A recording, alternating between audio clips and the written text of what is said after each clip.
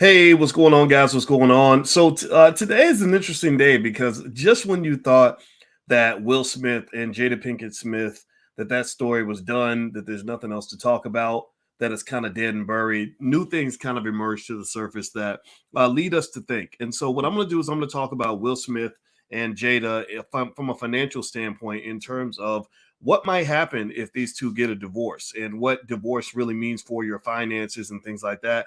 Also, we're going to talk about the red table talk. Apparently, Will and Jada upset a lot of people because the red table talk wasn't what people thought it was going to be. So get comfortable, buckle up your seatbelt. We're going to get started on drboystv.com right now.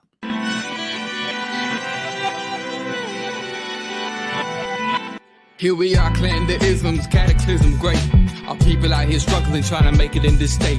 Everybody out here doing it, but we the ones too late. Now family, we the ones who gotta delegate.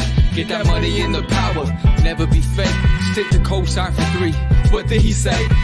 Create jobs, support our own. Educate the same and buy back your home. Got 3 degrees, triple 10. 3 PhDs, now we on the CNN. DBTV, let's talk about negligence. Ignorance is bliss, but we can turn it to intelligence. Believe none of what you hear, half of what you see. Let's break it down here on Dr. Boyce TV. Here we are. Hey, what's going on, guys? Welcome to drboystv.com, the home for intelligent Black people. My name is Dr. Boyce Watkins, and I want to say hello to everybody. Shout out your city in the chat. I like to see what city you guys are coming from. Joser White. Joser White, is that how you pronounce your name? It says the beat is fire. Well, thank you very much, brother. I appreciate that. Let me know what city you're from. Also, let me know if you're B1. B1 means we're Black first. That means that we put our community at the top of our priority list. B1 also means we educate our kids. B1 means we break generational curses. We don't pass them down. B1 means that we believe in Black family. We love the Black woman. We respect the Black man, and we build the Black community. So if you are B1, all the B1 people in the building, shout yourselves out. And I see your cities in here. I see Chicago, Baltimore, New York City, D.C., Palm Springs, California, Charlotte, North Carolina. That's where the All Black National Convention is going to be held. Columbus, Ohio. Shout out to my Uncle Jerry, who lived in Columbus. He just died this week in a house fire. So shout out and much love to him and his wife and daughter. Tallahassee, Florida. Glendale, Arizona. Hey, Dr. Boyce, I'm from Los Angeles, says Zola. I know you, Zola. I see you on my Facebook. How you doing, sister? Tiffany Walker. Kenneth Reed from Detroit. All right, Rhonda. Oh, Detroit. Next week on the 30th, the One Africa Unity Conference is happening in Detroit. Taki Grant is holding that conference. He made a great film called Happy, Hapi. It has an amazing lineup. I'm talking about Professor James Small, Dr. Milena Karanga, Scheherazade Ali, Dr. Ken Harris. Who else? All these amazing people. I wish I could go. Riza Islam, a lot of great people. And my wife, Dr. Alicia, is speaking there. I won't be there. I can't make it. I got to go down to the I Am a Man March. King Randall invited me down, and I'm going down there. What's crazy is even Dr. Umar is going to be down there. So I don't know if Umar and I are going to cross paths, but I'm always okay with shaking his hand and saying hello. No matter how you feel about me, Umar, I ain't never going to hate you, brother. I love everybody, and I want us to all win. So anyway, let's keep going. All right, so let's dive into this. So Will Smith, I know that this Will Smith Jada thing is kind of like, oh man, you talk about that crap again. I get it. I totally get it. I hear you, and that makes perfect sense. Even I get tired of the stories, especially when you're rehashing old stuff. But Will Smith and Jada Pinkett-Smith are your teachers right now, in my view. I think Will Smith and Jada Pinkett-Smith are your teachers in a couple of areas that just come to mind. This is just Dr. Boyce and Uncle Boyce, both kind of in the building, kind of laying out what I'm seeing just from an instinctual level, what vibration I'm receiving. A couple areas where you can learn from Will and Jada and watching what's happening here and watching how Hollywood reacts is one, you've got the whole social issue of Black male stereotypes, 50-something-year-old Black men going up on stage, slapping each other in front of the world. Don't think that has no impact on you. Don't think you just got to let it go or act like it don't matter or act like it's not a big deal for you. That is not the case. That is not the case. What happened with Will Smith and Chris Rock affected every single one of you, and it's something that many of you understand. How many of y'all have ever been through any scenario? I call it niggatry. Has anybody ever been through or remember in Boondocks, Aaron McGruder called it an N-word moment? I'm not gonna say the word. You know what I'm talking about? Like, how many of y'all have ever been through situations like that where you're operating on vibration level 5, and then somebody else comes along on vibration level 1, and so in order to get even, you feel like, okay, I got to go down and be a 1. So instead of being a 5, instead of me going high when they go low, I need to go lower than they go. So next thing you know, you got two lowly Negroes just fighting and scrapping on stage in front of everybody, right? And it's embarrassing. It sucks. It's like, man, damn, I'm trying to do better. And like the Godfather, remember he said, every time I try to get out, they always pull me back in. Well, that's how it feels sometimes to be black and intelligent. I swear to God, every time you're trying to get out, you're trying to break generational curses, you're trying to carry love and peace, you're trying to build with other people, then somebody comes along and they do something stupid, and next thing you know, that other side of you comes out. The hood comes out, and you're like, okay, I'm going to show you that I can be hoodier than you are. And the reality is that is not. That's not a good solution. There's a saying that says that when two people are fighting, they both look like idiots from a distance. When two people are fighting, you might think that you look like the good one, they look like the bad one because, well, they hit me first. No, y'all both looking stupid. Y'all both looking like 250-something-year-old men fighting on stage at the Oscars. It's trifling, right? But with that said, that's one area that really stuck out to me as a black man. But then also, there's the relationship aspect. My wife is a relationship therapist. That's what she does. And she's not just somebody who gets online and talks about it. She's not just a yapper. She has all the licenses, all the degrees. She's a full professor of social work. That means she doesn't just have a PhD. That means she doesn't just have tenure. That means she is a full professor. Only about 10%, maybe 5% of all PhDs ever become full professors. So she knows this stuff very well. And when you look at what people are learning from watching the Will Jada relationship, watching the dynamics, everything from August Alsina's role in the whole situation to how you manage a tough relationship between two powerful, famous people that probably have their own egos and their own agenda. That says, man, if you invest in love, you better be in a position to protect that investment. You have to be smart enough to know how to invest in that asset in a way that it benefits you and doesn't harm you. I'm sure Jay-Z and Beyonce, Remember when Jay-Z and Beyonce had that issue where they were on the elevator and Solange got pissed off and started punching him and kicking him on the elevator, and they got caught on camera. Anybody remember that? And remember Jay-Z and Beyonce? I'm sure at that moment, the crisis specialists were sitting down with Jay and Beyonce and telling them how to respond and how to deal with it and how to manage it and all that. Well, that's because they were managing a multi-billion-dollar asset, not multi-million, multi-billion-dollar asset. This happens anytime. You look at a major corporation. If Apple had a scandal where the CEO got caught with a 20-year-old, they would be doing the exact same thing, saying, okay, how do we protect our asset? Right? So your relationship, your marriage is a financial asset. It is an emotional asset. It's an asset in a lot of areas, but it's really a huge financial asset. So when you're talking about what's going on with Will and Jada, it's really an excellent finance lesson because you're talking about a lot of money on the table here. Let me give you some quick numbers about Will and Jada that will help you understand the magnitude and the economic gravity of what they're trying to figure out. And it affects you because in your own life, your marriage, it may not be a multi-million-dollar or multi-billion-dollar marriage, but it's probably a multi-thousand-dollar marriage. 70% of all divorcees lose. So, excuse me. Let me say that again. The average divorcee loses 70% of their wealth when they get divorced. Did y'all know that? How many of y'all knew that? How many of y'all knew that, or better yet, how many of y'all have ever seen a divorced person just suddenly end up like their whole life changes because they suddenly broke? Anybody ever seen that? Anybody ever seen somebody who was balling and doing well when they were married and then they got a divorce and suddenly all the money's gone? Suddenly she's moving from a 4-bedroom house to a 1-bedroom apartment. So you're like, well, how did Mary end up on welfare? Or why does Tyrone not have any money, right? Because Tyrone decided he wanted to imitate the rapper Future, who, by God, they put Future on the cover of GQ magazine as the greatest rapper alive. They didn't consult me. They didn't ask me. But that's what white people do. They take the most raggedy Negroes that they can find and they put them on magazines and they say, this is how black people are supposed to behave. And some of y'all fall for the trick every time.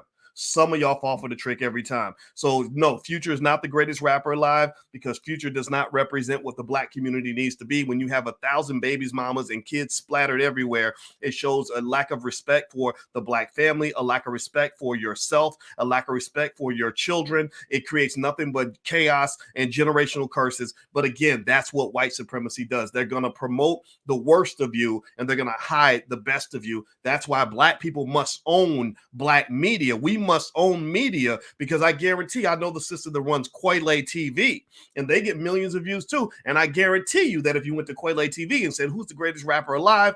They're not going to pick a guy who represents the very worst of what you are as a people. This is not a disrespect, a diss on Future, but my Lord, black people, why in the hell do you celebrate somebody just because white folks gave him a bunch of money?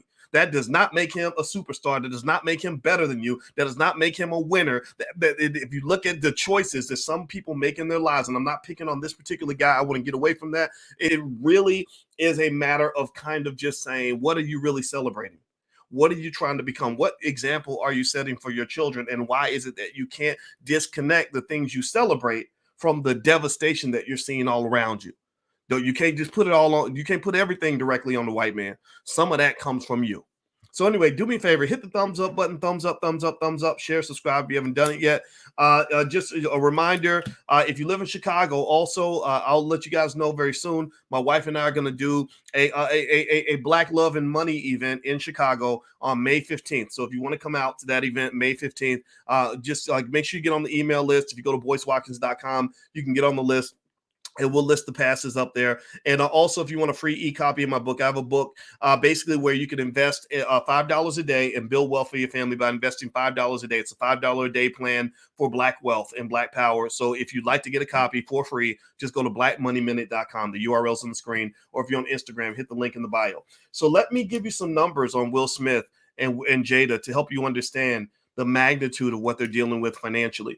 And also, we're going to talk about the red table talk because a lot of people are really pissed off at Will and Jada right now because I watched the premiere for the red table talk and I was kind of stunned. I was kind of surprised when I saw the season premiere. It was really, it was gaslighting at the highest levels. I mean, literally almost like nothing to see here. And it was so weird because I watched the preview. I saw Janelle Monáe, who, by the way, I met Janelle at the Breakfast Club. She didn't really talk to me that much. I tried to talk to her. She seemed kind of antisocial, but maybe she was having a bad day. But Janelle Monáe, Kim Basinger is coming on because you got to include the white people so you can get the white viewership. There was no Will Smith at all. I did not hear one deep voice in the entire preview. Maybe I missed it, but I did not see Will Smith at all. No Will Smith.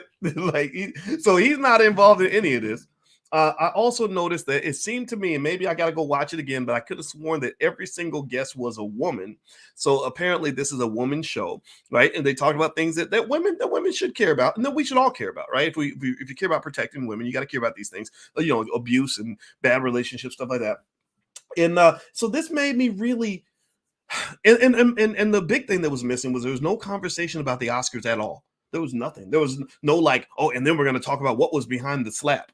So what this makes me wonder is it makes me wonder if either they're trying to move past it or if Will is just like, look, that's your show. You go do it. I'm not touching it. I'm not interested. I have no idea. I'm not here to speculate on that part because I don't know Will and Jada directly. But here's what you're dealing with in terms of the financial numbers behind all of this. Because there have been reports on how this is going to affect Will financially. Is Will Smith still going to be an international movie star? Is he still going to be able to do these $100 million movies? Well, here's the deal. Here's some numbers to kind of chew on. One, the net worth of Will Smith is $350 million. And I imagine his wife, her net worth is probably a few million, probably not 350. But then again, they're a family. So their net worth it belongs to both of them. What's yours is mine and all that stuff. Right. So $350 million in net worth.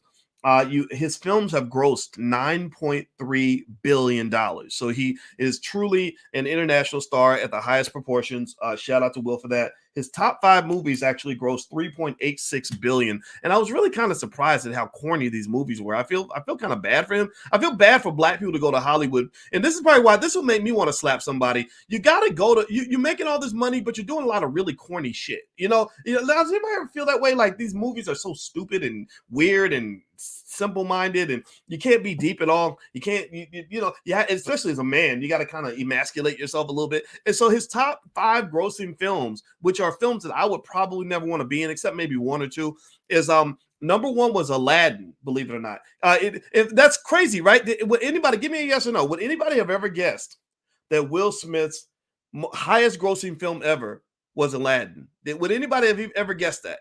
Give me a yes or no in the chat. I never would have guessed that. I would have picked Bad Boys or I don't know. I'm trying to think of some other movie. Hancock. Hancock was pretty cool, right? It was weird, right? Aladdin, really? But yeah, that's the kids and Disney and all that stuff, right? Isn't it Disney? I think it's Disney. All right, yeah, and also let's see, number 2. Can anybody guess what number 2 is? Can somebody guess what Will Smith's number 2 highest grossing movie is? And remember, this man's been an actor for 30 years, or he's been big for 30 years, since Fresh Prince. Can anybody guess what his second highest grossing movie is of all time? Give me a guess. Let me see. Let's see. Okay, nope. I'm not iRobot. Nope, not iRobot. Give me another. We're guessing Will Smith's second highest grossing film of all time. Shark Tales? Nope. What's another one? Bad Boys? Nope. Independence Day. Thank you, Chris Dantzler. Yep. Independence Day was number 2. That was made all the way back in 1996. So that's very surprising that Will has not had a film since 96 that did better than Independence Day. Number 3 on the list. Try to guess that one. Number 3 is, and I'll just tell you, and you can try to guess it as I put it up here. I Am Legend is not even on the list. Suicide Squad in 2016, that grossed $746.8 million, which is kind of strange because I don't feel like Suicide Squad was his best work. I almost felt like he wasn't really, the big star that he normally is in Suicide Squad. Hancock, now that was one of my favorites. Hancock was good. That grossed $629.4 million. And then, believe it or not, number 5, which I would have thought this would have been number 1 or number 2, was Men in Black 3. Men in Black 3 grossed $624 million. But I'm sure across the franchise, that's been well over $1 billion. So that's what Will Smith kind of has on the line. And what's interesting is that I've seen some mixed reports in terms of the financial implications of the Will Smith incident at the Oscars. And one of them was that a lot of people didn't want to work with him. Netflix was canceling his deals and everything else. I didn't believe any of that. I felt like I said, you know what the studios are probably doing is they're taking a step back. They're doing what any business person would do. I've done it. I've worked with business people. I've been in controversy before, just not of that magnitude, but I've been in controversy where people that were gonna do gonna do deals with me backed up for a minute to say, okay, wait a minute, let us see how this plays out before we go back to the table. In fact, but then I've also had times where I got canceled. When I had a weird little thing that the white media turned into a beef with me and Lizzo, which it really wasn't a beef because I don't hate Lizzo, and I'd be happy to talk to her on the phone if she ever wanted me to elaborate on anything I've ever said. I just said that the mass promotion, the record labels promoting obesity in the black community is going to kill black people, and I stand by that remark because black people are dying from obesity. During the pandemic, lots of black people die from obesity, so it's not as if you can argue with me about that point. You can only, but again, people go along with shit that's cool. They just think because it's lit and white people are paying you money that it's a good thing. That's what people tend to do. So when that occurred, I had a group down in Birmingham, Alabama, that they'd had me speak before as a group of black business people. They had me speak the year before. I blew it up. The speech was amazing. They loved it, and they wanted me to come back the next year. Well, when they saw the controversy with the Lizzo thing, I got a call from my brother who said, "Hey, they canceled the speech." Blah blah blah blah. Well, number 1, I didn't give a shit because I got to keep my money. But number 2, I remember kind of thinking this is exactly why one of the dangers of black people working for white people. This is one of the dangers of black people being beholden to your oppressor. Because I remember I just said to them, I said, look, I know you guys want me back. I know you want all of this. Like, you want all of this, but you can't have it. You can't have me in there. We can't be friends because your overseer is telling you what to do. And they're engaged in massive amounts of economic warfare to control you, no differently from the way the United States is trying to pressure Russia. No different from the way colonialism has worked all throughout the world. no differently from the way the Chinese engage in economic warfare when they want to control you. I said, so one of the things you must learn, black people, is all money ain't good money. And I'm going to say it till I die. Y'all need to stop celebrating black people just because some white guy in Hollywood is giving them money. I want to know, what are they giving you money to do? What are they paying you money to promote? Why are they paying you all that money to go and Lil Nas X and shake your ass in prison and act like twerking in prison is a good thing? Like you're not my hero just because my oppressor is, or your oppressor. Sorry, I'm not going to be oppressed. I refuse to be oppressed. But your oppressor is paying you money, and somehow that makes you into an overnight sensation or a success story. No, you might not be a success story for the black community. You're probably a big epic failure. You're a big turd covered in chocolate syrup and strawberry ice cream. That's what you are. You are a big turd with icing around it, and everybody thinks that's a birthday cake. That ain't no damn birthday cake. That's a turd with icing on it. So some of your celebrities are just icing covered turds, and you celebrate them because the icing tastes sweet and delicious. But then when you dig deeper, you get to the nasty stuff, and then you wonder why everything tastes like shit. So stop that. Stop celebrating people just because somebody put them on TV, some racist put them on TV to promote the wrong images and to control your mind. You somehow look at that person. Ooh, I admire you so much. What are you admiring? What are you admiring? You're admiring marketing. That's what you're admiring. That's what it's marketing. The agenda, people talk about the agenda. Yeah, the agenda's real. They're marketing things to you, just like you market Coca-Cola or you market Frito-Lay potato chips. They're marketing shit to you that is deeply inconsistent with the values that I know that you guys hold, because I see you every day. I talk to you every day. I'm in here with you every day, and I know what you think. I do surveys on you every day. I ask you constantly what you think about things, and I know for a fact that you're not down with a lot of this agenda that's coming out of Hollywood. So stop thinking that everything's good just because the Negro shows up in a shiny car with a Gucci bag. He got a couple $1 million, or because he's on the cover of GQ, like Future, listed as the greatest rapper alive. No, they might as well say he's the greatest father alive, because he fits every stereotype of the black father that these people at GQ have. They believe the black father is such an animal that he don't even love his own damn kids. Well, he fits the description. They believe the black father is incredibly irresponsible with his choices and doesn't care if he lives or dies. He fits the description. They believe the black father is just a reckless piece of shit who just wants to sit around and get high and drunk all day and doesn't want to take any responsibility. Well, yeah, he fits the description. So if you want to know what I think about that, just kind of diverting just a little bit, we're going to circle back around. Y'all know what I do. I actually kind of think that being on the cover of GQ means absolutely nothing. That's almost an insult in my view. When GQ puts you on the cover and says you're the greatest rapper alive, no, what this means nothing to me. This is not a validation by your people, because ain't none of your people running that damn magazine. But you think it's special because they're big and they're white and they have money. That's the reality. That's the world we live in. So before I move on, do me a favor, hit the thumbs up button, thumbs up, share, subscribe. And also boycewatkins.com. If you go to my website, you'll find a lot of stuff that we have going on here, like the events and the All Black National Convention and stuff like that. Also, we just put up vendor spots. So if you want to be a vendor, or if you want to be a speaker at the convention, things like that, get on the email list, because we are looking for people that want to speak at the convention. If you're an expert in crypto, or you're an expert on relationships, or you're an expert on health, or you teach kids, we're looking for people in the community that want to come in and be a part of the convention. So go to blackmoneyminute.com. Get a copy of my ebook, the $5 a day plan on how you're going to build wealth for your family. It's totally free. Won't cost you a penny, but you'll also be on the email list. I send out lots of free stuff. And also I email and I reach out to you guys when we're looking for experts that want to come into the Black Business School or want to come to the convention, things like that. The convention is in Charlotte, North Carolina, October 28th through October 30th. I hope you will come. You won't regret it. You're going to love it. It's going to be amazing. Okay. So blackmoneyminute.com, go there and you'll get on the email list. All right. So let me hop in and just mention a couple of summary points in terms of Will Smith and Jada and everything. One, without really speaking specifically to their situation, I'm going to be willing to bet you that that this marriage could be having some major problems. My spidey senses are picking up on this, and I don't want to speculate too much because I know Will Smith's brother, and I don't want to be too personal in terms of seeming like I'm attacking them.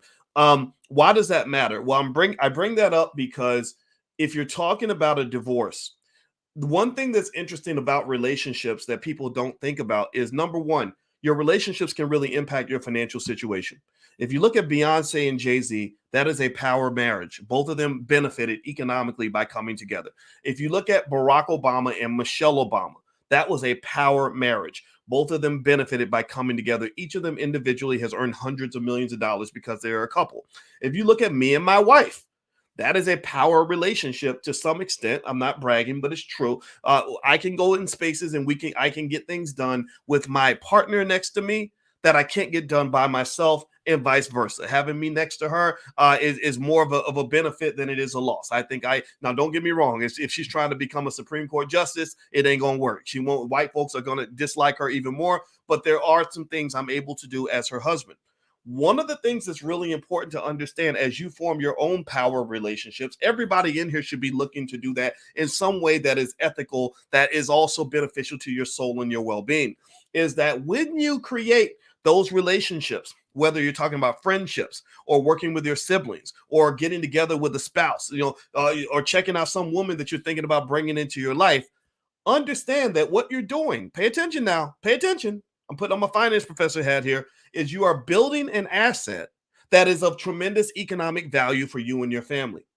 And one of the things about developing an asset is that not only do you need to know how to create those assets, but you must also know how to protect those assets. So building a healthy relationship with a person who can benefit you and help you succeed and you help them succeed, and it's reciprocity and trade, that's beautiful. In economic theory, that's how people get rich. But all wealth really comes from is trade. When people get together and they're trading, good things happen. When people divide and they fight, like Willie Lynch, the way we were taught to divide from each other, you're creating economic desperation. You're creating economic problems. When you divide, you create prosperity when you can come together in a healthy way. That's why at the All Black National Convention, there were so many people that came to the convention and literally made thousands of dollars because there was trade and there was commerce. We built an economy around B1 culture and B1 people, right? So that's a good thing. But those relationships, like any other valuable commodity in your life, must be protected. That means coming together in a productive way, choosing the right people to connect to and connecting with them in a way that generates the kind of reciprocity and trust that benefits and builds things. Right? My wife's speech at the One Africa conference is going to be about why empires fall. So trust is one of the factors in terms of why empires are built and how empires can fall. So building the right relationships. Number two, maintaining and repairing those relationships. If you have a multi-million-dollar asset or a valuable asset, you got to repair it. You got to take care of it. You got to keep investing in it. Just like if you own a little shop, you got to clean your shop. You got to go get the window fixed. You got to put more money into it so that you can make the shop a little bigger and supply the customers better, right? So your relationship is the same way. You got to invest in that thing. I'm a big believer in therapy. I believe everybody who has a relationship you care about should be getting some therapy and some help to make sure you can maintain that relationship because that relationship is valuable to you if it's the right kind of relationship. You must be able to repair it when there are problems because we got too many of our people that are fighting each other and slapping the shit out of each other instead of talking it out and figuring it out. Third little tool is if you decide that the relationship needs to end, you must have a clean pathway to exit that is not overly destructive. A messy, terrible, anybody ever gone through like a really ugly breakup? Anybody ever gone through a breakup that just ripped the soul out of your body, left you just almost lifeless, and then, or maybe financially, like you're so screwed financially, you literally just want to go to like one of these manosphere channels and just cuss out black women for the rest of your life, or maybe you're so mad at men you're just scared to ever even kiss another man for the rest of your life. Anybody ever gone through that? Where it's just absolutely terrible. The breakup's messy. She done came to your job and busted out your boss's window, or he done called your best friends and embarrassed you and by telling all your business, like just crazy stuff that happens in bad relationships, toxic scenarios. Well, those toxic scenarios are not just costly emotionally, they can be horribly costly financially. Right. So for example, if I'm dating a gorgeous woman who is easily triggered, who goes off the deep end, cuts my tires, and tries to stab me, and then goes to my job and tries to get me fired because she's upset with me, then maybe that is not the person I need to choose to have in my life. Right. Paying attention to not just how people come together, but how people break apart is extremely important. And so when I'm thinking about Will Smith, and I'm using this as an example, but really I like to bring things back to you because you're more important than these celebrities. But when I look at this, I really kind of think to myself, is this going to be a clean break or is it going to be a messy break? Is it going to be like a quiet little divorce where they both issue little mutually beneficial statements like the Bezoses? They wrote statements like, well, we've decided that after many years of being together that we're going to part ways, unfortunately, but I have so much love and respect for Mackenzie and I'm giving her billions of dollars and I wish her the very best, right? And she's a wonderful person, right? Is it going to be like that or is it going to be chaos? If it becomes chaotic, if it gets to the point where you're going to court and spilling everybody's business out there, or to the point where you're fighting like nickel diming the shit out of each other over every little thing, or whatever, it's going to be extremely costly, not just emotionally, because when you're emotionally drained, you can't focus, you can't achieve your goals, you can't go out and be the best in the world. Tiger Woods, when he went through his messy divorce, if you follow golf, you'll notice that Tiger Woods before 2009 was very different from Tiger Woods after 2009. Before 2009, you had the young Tiger Woods who could win golf tournaments. After 2009, you had the old, tired, bald-headed man with bags under his eyes who couldn't win nothing, right? So ultimately, a bad breakup can zap you of everything, and it can zap you of things that are far more valuable than money, and it can take all your money too. And because all those lawyers, they love it. In fact, there's a whole documentary called Divorce Corp by Dr. Drew, Divorce Corp, CORP, where he literally explains how family court, that business, is a $10 billion a year business where they make all their money just because people can't get along and people can't act like grown-ups when it's time to cut the cord. So I just want to encourage you, whether you build relationships, if you build relationships, build the right ones, build them in the right way. If you're in a relationship, repair it, invest in it, protect it. That's your asset.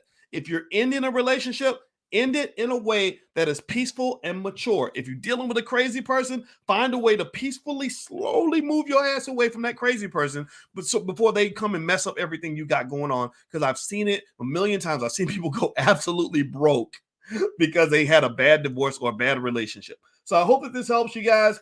I'm not going to watch the Red Table Talk. I don't watch it. I got interviewed to be on the Red Table Talk one time. They were going to invite me and Ice Cube on, but unfortunately, I got in some surgery and I couldn't hardly talk. So I sound like Sylvester the Cat and I was spitting all over the camera. So the lady was like thinking to herself, like, this guy ain't ready to come on. But I think it's a good show for the people that watch it. I've never watched a single episode. But it's interesting to me that they're not even going to talk about this Oscars thing. I think that's so crazy to me, but I'm sure that honestly makes me wonder what's really going on right now. Because I can't imagine somebody not saying, well, the ratings would be through the roof if you talked about this topic. And I really get a sense that Will Smith is not on board with this. And I will just tell you, my heart goes out to both of them. But when I look at Will, I just don't understand it, man. I just don't get it, man. I mean, I wish I knew him enough to have a private conversation with him and have him explain exactly what he was thinking,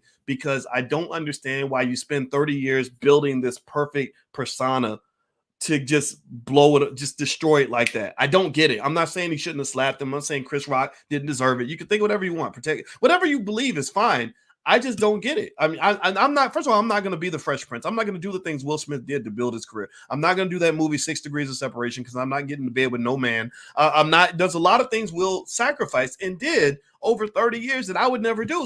But I'm thinking like, well, since you already did all that, and this is literally the peak of your career, you're about to be best actor. That means something to white people. It doesn't mean anything to me. I don't care about those Oscars and that like shit. I told you guys to read that book, How the Jews, An Empire of Our Own, How the Jews Invented Hollywood. It's a great book. It's not anti-Semitic on any level. I don't get into all that hate stuff. It's really a blueprint Black people can pay attention to how empires are built and how that community got together with their economic prowess and their economic culture and built something that is a force to behold. You can be mad at them all you want, but you must give props to that community for building something that everybody has to bow down to and respect. They got Negroes out in Hollywood begging for opportunities and apologizing 10,000 times because they're so afraid of that massive accumulation of power that they put together in LA.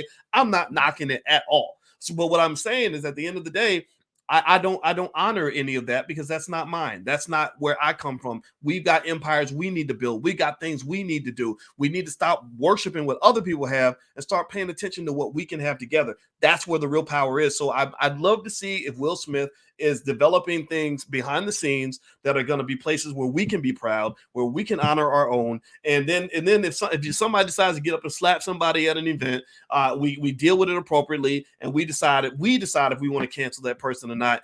I don't like everybody else deciding they want to cancel our people. I'm not canceling Will Smith for nothing. I ain't canceled Will Smith, and I never canceled Bill Cosby.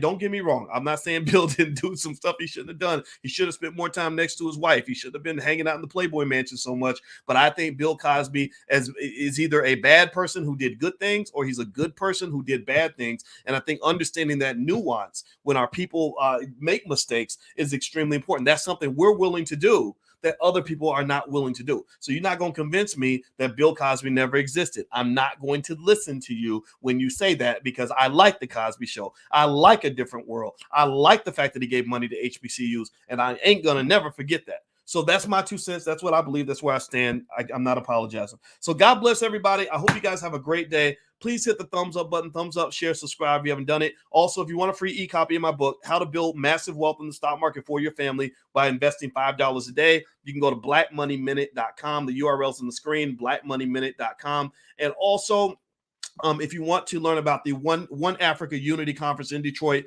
they have virtual tickets and they have direct physical tickets. You can go to boycewatkins.com. I have the tickets right there on my screen. My wife will be there, Dr. Milena Karenga, Dr. Ken Harris, Professor James Small, Rizza Islam, a long list of people that are extraordinarily good. Scheherazade Ali. They really pull together a nice list. Tyke Grant, who made the film Happy. I hope you guys will support that and be a part of that because it's really going to be amazing. And I'll keep you guys posted about the event in Chicago. That's going to be May 15th. All right, so I'm out of here. Have a good day.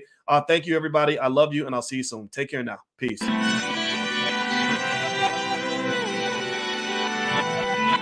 Here we are, clan the isms, cataclysm great. Our people out here struggling, trying to make it in this state. Everybody out here doing it, but we the ones who late. Now family, we the ones who gotta delegate. Get that money in the power, never be fake. Stick to cosign for 3. What did he say? Create jobs, support our own. Educate the same and buy back your home. Got 3 degrees, triple 10. 3 PhDs, now we on the CNN. DBTV, let's talk about negligence. Ignorance is bliss, but we can turn it to intelligence. Believe none of what you hear, half of what you see. Let's break it down here on Dr. Boyce TV. Here we are.